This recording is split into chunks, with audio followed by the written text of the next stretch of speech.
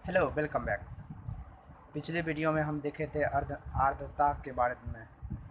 आज हम पढ़ेंगे क्वथनांक के बारे में। क्वथनांक क्या होता है?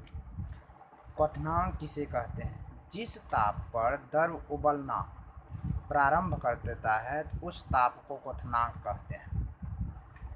तो अगर कोई द्रव को हम क्या करते हैं, गर्म करते हैं, उस पर तपन देते हैं, तो जितनी तपन अगर देंगे यानी जिस ताप पर वह उबलना प्रारंभ कर देती है यानी वह खौलना शुरू कर देता है,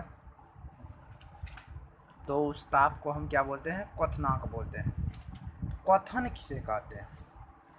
द्रव के उबलने की प्रक्रिया को क्वथन कहते हैं। यानी द्रव जो उबलने लगता है, कोई जल या कुछ भी चीज़ उबलने लगता है, तो उस प्रक्रिया को हम क्या बोलते हैं? क्वथन बोलते हैं। क्वथनांक पर दाब का प्रभाव। क्वथनांक पर दाब का क्या प्रभाव पड़ता है? कहता है कि दाब का क्वथनांक वायुमंडलीय दाब पर निर्भर करता है। यानी कोई भी द्रव का जब क्वथनांक होता है वह किस पर निर्भर करता है?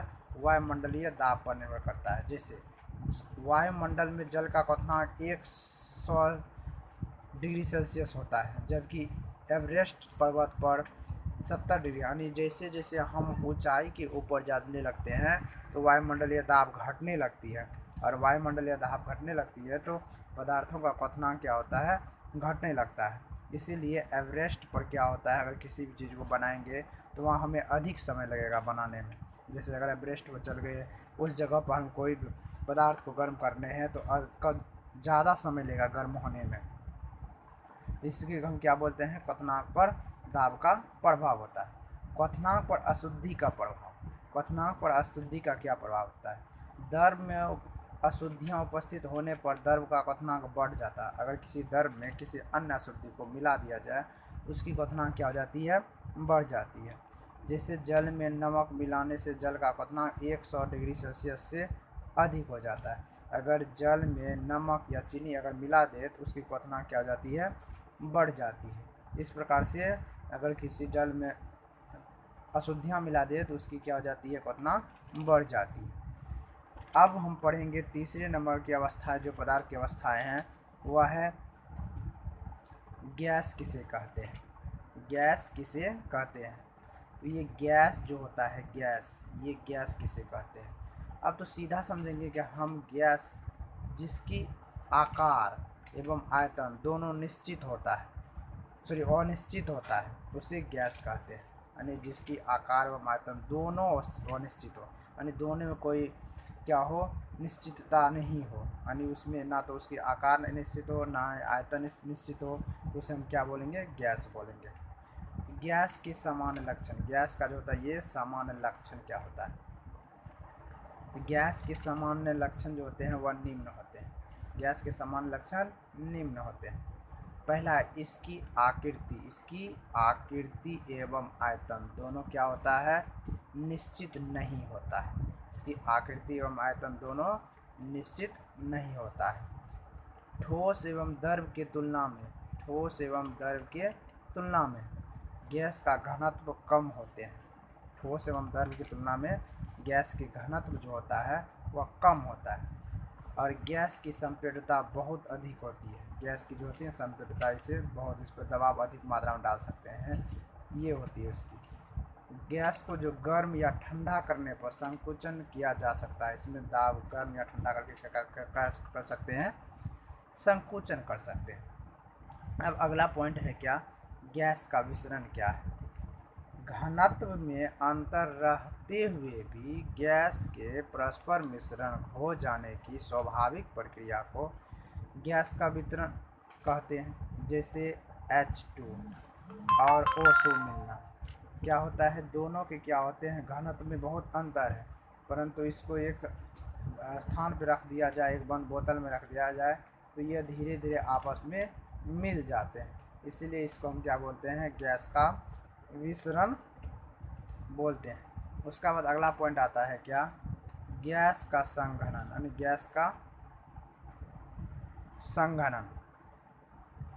पदार्थ के गैसीय अवस्था, पदार्थ के गैसीय रूप का द्रव रूप में परिवर्तन होना गैस का संघनन कहता है। यानी पदार्थ का गैसीय रूप जो होता है वह द्रव रूप में अगर परिवर्तित हो जाएगा तो उसे क्या बोलेंगे? हम संघनन बोलेंगे। उसके बाद अगला पॉइंट है गैस का दाब क्या है। बर्तन की दीवारों की प्रति इकाई क्षेत्रफल पर गैस के कणों द्वारा आरोपित बल को गैस का दाब कहलाता है। यानी बर्तन के दीवार जो होते हैं उसके प्रति इकाई क्षेत्रफल पर, मान लो ये बर्तन है, इसके प्रति इकाई क्षेत्रफल पर, इस पर क्या हो, प्रति इकाई क्षेत्रफल पर गैस के कणों द्वारा, यानी गैस के जो कण है, इस प्रकार ये कण है, ये कणों द्वारा आरोपित जो बल लगता है, इस पर दबाव पड़ता है, इस पर दबाव पड़ता है, ये बल को हम क्या करते हैं, गैसों का दाब कहलाता है। तो दाब की इकाई क्या कहलाता है, दाब की इकाई कहलाता है पास्कल। ये दाब की इकाई होती है जिसे पीए से संबोधित किया जाता है। एक वायुमंडलीय दाब बराबर 1.01 गुना 10⁵ पास्कल होता है, 10⁵ पास्कल होता है। अगला पॉइंट आता है क्या, पदार्थ की अवस्थाएं का पारस्परिक परिवर्तन, यानी पदार्थ की अवस्थाएं का पारस्परिक परिवर्तन। अगर हम ठोस को क्या करें, गर्म कर दे, ठोस को क्या करें, गर्म कर दे, तो वह किस में बदल जाएगा, द्रव में बदल जाएगा। अगर द्रव को गर्म करेंगे तो किस में बदल जाएगा, गैस में। इसी प्रकार से अगर हम गैस को क्या करें, ठंडा कर दे, गैस को क्या करें, ठंडा कर दे, तो यह किस में बदल जाएगा, तो द्रव में बदल जाएगा।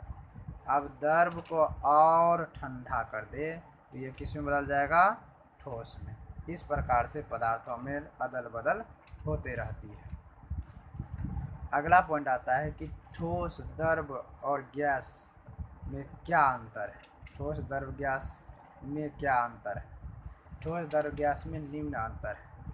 ठोस का जो पहला पॉइंट है, इसका अंतरा अनुक स्थान बहुत कम होते हैं। द्रव का, इसका अंतरा अनुक स्थान ठोस से अधिक होता है। गैस का, इसका अंतरा अनुक स्थान सबसे अधिक होता है। ठोस का दूसरा नंबर, इसका अंतरा अनुक आकर्षण बल सबसे अधिक होता है। इसका जो अंतरा अनुक आकर्षण बल होता है वह सबसे अधिक होता है। और द्रव का, इसका अंतरा अनुक आकर्षण बल कमज़ोर होता है। इसका अंतरा अनुक आकर्षण बल सबसे कम होता है। तीसरा नंबर ठोस का, इसका घनत्व उच्च होता है। द्रव का इसका घनत्व निम्न होता है। और गैस का, इसका घनत्व अति निम्न होता है, बहुत अधिक निम्न होता है, मतलब कम होता है, बहुत कम होता है। इसके कणों का ऊर्जा निम्न होता है, इसके कणों का ऊर्जा उच्च होता है। द्रव के कणों का ऊर्जा उच्च होता है और गैस के कणों का ऊर्जा अति उच्च होता है, यानी द्रव से भी ज़्यादा ऊर्जा होता है किसका, गैस का। अब अगला पॉइंट कहता है कि वाष्पन की गुप्त ऊष्मा क्या है, यानी वाष्पन की गुप्त ऊष्मा क्या होता है। तो वायुमंडलीय दाब पर द्रव के 1 kg को उसके क्वथनांक पर ताप में बिना परिवर्तन लाए द्रव अवस्था से गैस अवस्था में परिवर्तन करने के लिए आवश्यक ऊष्मा को उस द्रव का वाष्पन की गुप्त ऊष्मा कहते हैं। जैसे मान लो किसी पदार्थ के पास क्या होता है, अपना एक ऊष्मा होती है। किसी पदार्थ के पास क्या होता है, अपना एक ऊष्मा होता है। जैसे जल के वाष्पन की गुप्त ऊष्मा होती है, गुप्त ऊष्मा होती है कितनी, 22.59 गुना 10⁵ जूल kg होता है। इसे वाष्प में पुनः परिवर्तन करने के लिए हमें 22.5 गुना 10⁵ जूल ऊष्मा की ज़रूरत होती है। मतलब कहने का, कोई अगर द्रव है उसको हमको उसे वाष्पित करना है, तो इसके अंदर जो छुपा हुआ ऊष्मा होता है, उतना ऊष्मा अगर हम बाहर से डालेंगे तभी जा कर के वह वाष्पित होगा, अन्यथा उससे कम ऊष्मा डालेंगे तो यह वाष्पित नहीं होगा। इसी को हम क्या बोलते हैं, वाष्पन की गुप्त ऊष्मा। हर एक पदार्थ के पास अपना क्या होती है, द्रव या गैस में बदलने के लिए अपने अंदर उसकी उतनी ऊष्मा होती है। उतनी मात्रा में अगर ऊष्मा डालेंगे उसके ऊपर तभी जाकर वह वाष्प में बदल सकता है, द्रव में बदल सकता है, अन्यथा वह नहीं बदल पाएंगे। अगला पॉइंट होता है कौन, पदार्थ की प्लाज्मा अवस्था। इस अवस्था को हम बोलते हैं पदार्थों के चतुर्थ अवस्था, यानी पदार्थों की चतुर्थ अवस्था को प्लाज्मा अवस्था कहते हैं। प्लाज्मा अवस्था में पदार्थ अनिकृति गैस के रूप में रहता है। इसमें पदार्थ के कण अति ऊर्जावान और अधिक उत्तेजित अवस्था में होता है, यानी ज़्यादा ये उत्तेजित होते हैं, चमकीले अधिक होते हैं। जैसे सूर्य के प्रकाश की प्रकीर्णन में चमक जो अधिक होती है, तो ये प्लाज्मा के ही कारण सूर्य के प्रकाश में चमक अधिक होती है। ये है किसके, पदार्थ के चतुर्थ अवस्था है। उसके बाद पदार्थ के सबसे अंतिम अवस्था पढ़ेंगे हम, बॉस-आइंस्टाइन कंडेंसेट अवस्था क्या है। पदार्थ की पांचवी अवस्था को बॉस-आइंस्टाइन कंडेंसेट अवस्था कहते हैं। यहाँ कुछ लिखने में गड़बड़ी होगी, इसको थोड़ा सुधार लीजिएगा आप लोग। यहाँ होना चाहिए इस प्रकार से, ऐसे होना चाहिए कंडेंसेट, इसमें लिखने में नहीं होता है, आप लोग सुधार लीजिएगा इसको। पदार्थ की पांचवी अवस्था का खोज किसने किया था, यानी पांचवा अवस्था जो है इसकी खोज किसने किया था। ये हमारे भारत के प्रसिद्ध वैज्ञानिक सत्यनारायण नाथ बोस जो इस अवस्था का खोज किया था। और इसके बाद कई सारे वैज्ञानिकों ने इसका पुष्टि किया था, विदेशियों के वैज्ञानिकों ने इसकी पुष्टि की थी, तब जाकर ये पदार्थ की अवस्था का मान्यता प्राप्त की गई थी। तो यहाँ से ये चैप्टर समाप्त होता है। आप लोग को अगर समझ में आया हो तो कमेंट करें और ये वीडियो को शेयर एवं लाइक करें।